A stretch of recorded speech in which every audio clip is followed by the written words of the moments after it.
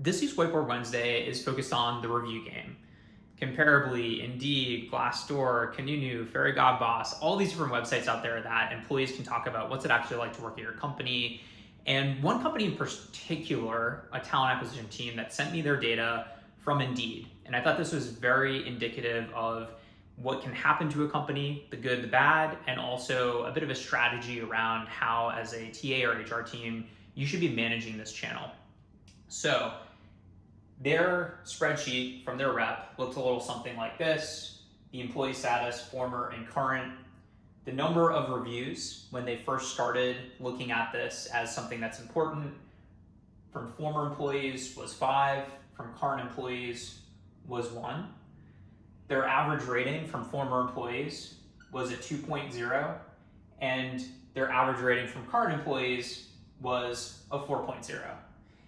And what this looked like over time is that their rating was, their first review was from a current employee. And so they had this nice little 4-star rating. And then every other review after that were these sort of like pretty bad reviews.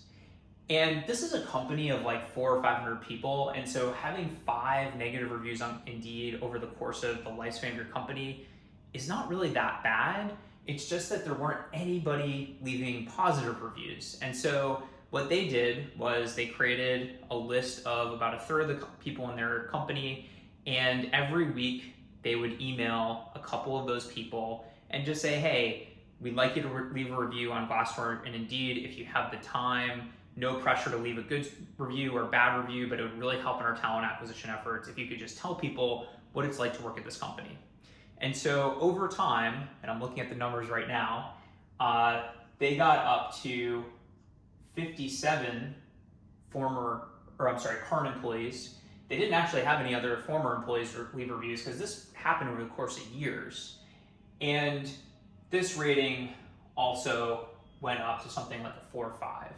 And so over time, this wasn't overnight because they didn't want every single review to be dated November 23rd. Their review rating went up and it's in the low 4s right now.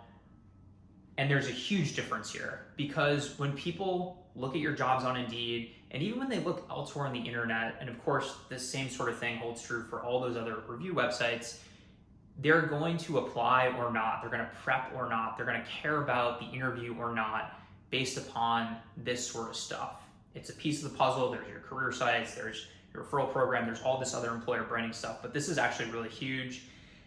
And it's really simple to go from pretty abysmal to 90th percentile.